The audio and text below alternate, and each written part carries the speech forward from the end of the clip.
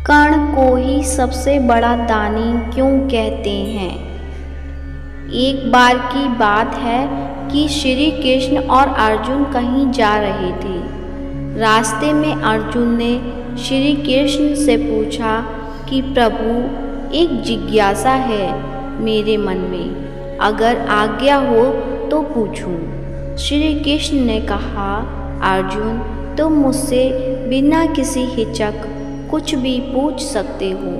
तब अर्जुन ने कहा कि मुझे आज तक यह बात समझ नहीं आई है कि दान तो मैं भी बहुत करता हूँ, परंतु सभी लोग कर्ण को ही सबसे बड़ा दानी क्यों कहते हैं। यह प्रश्न सुन श्री कृष्ण मुस्कुराए और बोले कि आज मैं तुम्हारी यह जिज्ञासा अवश्य शांत करूँगा।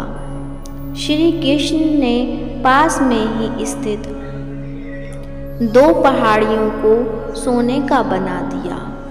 इसके बाद वह अर्जुन से बोले कि हे अर्जुन, इन दोनों सोने की पहाड़ियों को तुम आसपास के गांव वालों में बांट दो। अर्जुन प्रभु से आज्ञा लेकर तुरंत ही यह काम करने के लिए चल दिया। उसने सभी गांव वालों को बुलाया, उनसे कहा कि वह लोग पंक्ति बना लें। अब मैं आपको सोना बांटूंगा। और सोना बांटना शुरू कर दिया। गांव वालों ने अर्जुन की खूब जय जयकार करने शुरू कर दी। अर्जुन सोना पहाड़ी में से तोड़ते गए और गांव वालों को देते गए। लगातार 2 दिन और 2 रातों तक अर्जुन सोना बांटते रहे। उनमें अब तक अहंकार आ चुका था।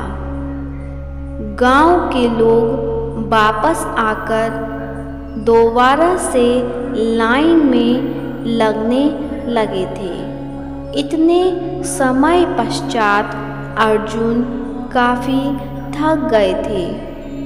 जिन सोने की पहाड़ियों से अर्जुन सोना तोड़ रहे थे, उन दोनों पहाड़ियों के आकार में जरा भी कमी नहीं आई थी। उन्होंने भी श्री कृष्ण जी से कहा कि अब मुझसे यह काम और न हो सकेगा, मुझे थोड़ा विश्राम चाहिए। प्रभु ने कहा कि ठीक है, तुम अब विश्राम करो। और उन्होंने कर्ण बुला लिया।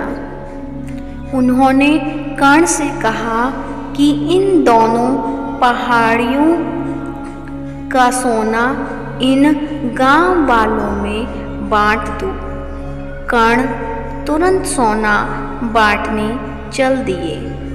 उन्होंने गांव वालों को बुलाया और उनसे कहा, यह सोना आप लोगों का है। जिसको जितना सोना चाहिए वह यहाँ से ले जाए। ऐसा कहकर कर्ण वहाँ से चले गए। यह देखकर अर्जुन ने कहा कि ऐसा करने का विचार मेरे मन में क्यों नहीं आया।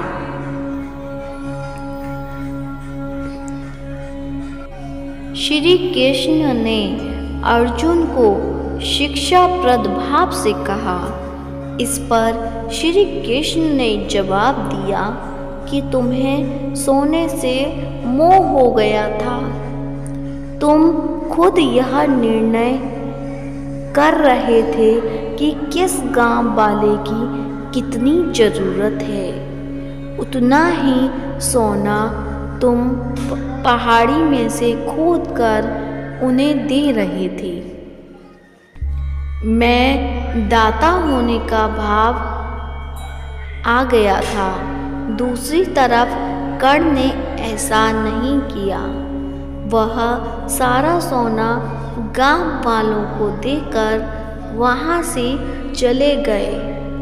वह नहीं चाहते थे कि उनके सामने कोई उनकी जय जयकार करे या प्रशंसा करे। उनके पीठ पीछे भी लोग क्या कहते हैं उससे उनको कोई फर्क नहीं पड़ता। यह उस आदमी की निशानी है जिसे आत्मज्ञान हासिल हो चुका है। इस तरह श्री कृष्ण ने खूबसूरत तरीके से अर्जुन के प्रश्न का उत्तर दिया। अर्जुन को भी अब अपने प्रश्न का उत्तर मिल चुका था। कथासार दान देने के बदले में धन्यवाद या बधाई की उम्मीद करना भी उपहार नहीं, सौदा कहलाता है। यदि हम किसी को कुछ दान या सहयोग करना चाहते हैं तो हमें यह बिना किसी उम्मीद या आशा के करना चाहिए, ताकि यह हमारा सत्कर्म हो, ना कि हमारा